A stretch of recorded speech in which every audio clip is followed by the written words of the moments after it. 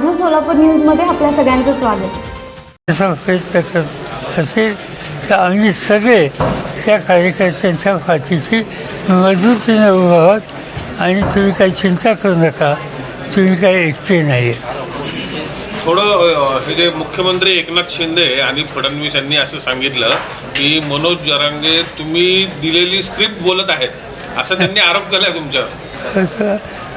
खरं सांगायचं तर जबाबदार लोकांचं ते वक्तव्य आहे. जबाबदार लोक इतकं फोलकट बोलतात हे मी महाराष्ट्रात कधी पाहिले नाही.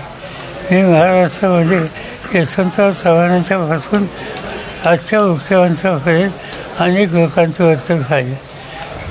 जरांगेच्या संबंधीचा माझा संबंध हा जर विचारात घेतला तर त्यांचं उपोषण सुरू झाल्याच्यानंतर त्यांना भेटायला पहिला मी गेलो होतो आणि त्यांना भेटून एवढंच सांगितलं की तुमच्या मागण्याच्या संबंधीचा अर्ज मी समजू शकतो, पण दोन समाजामध्ये अंतर वाढेल असं काही करू नका. महाराष्ट्राचं सामाजिक ऐक्य हे टिकेल अशी करा.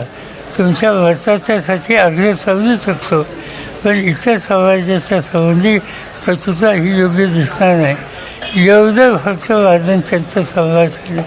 त्यानंतर आज अखेर एका शब्दाने अजून त्यांचं बोलणं नाही ना भेट नाही. आणि असं असताना या दोघांनी त्याच्यात खरं मुख्यमंत्री नाहीत उपमुख्यमंत्र्यांचं हे स्टेटमेंट अशा प्रकारचं आहे.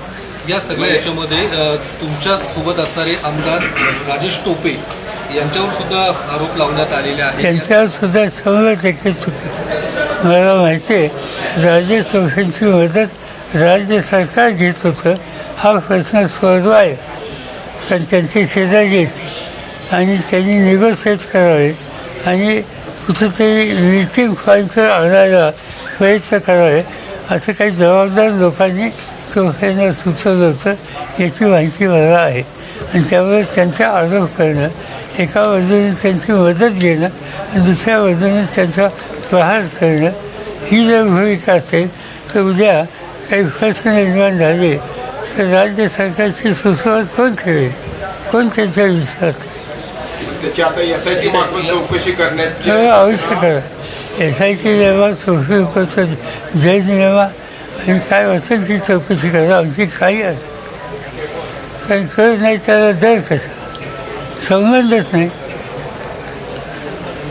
म्हणतात फोन आले, फोन तपासा, फोन आमचे तपासायची, त्यांचे फोन तपासा.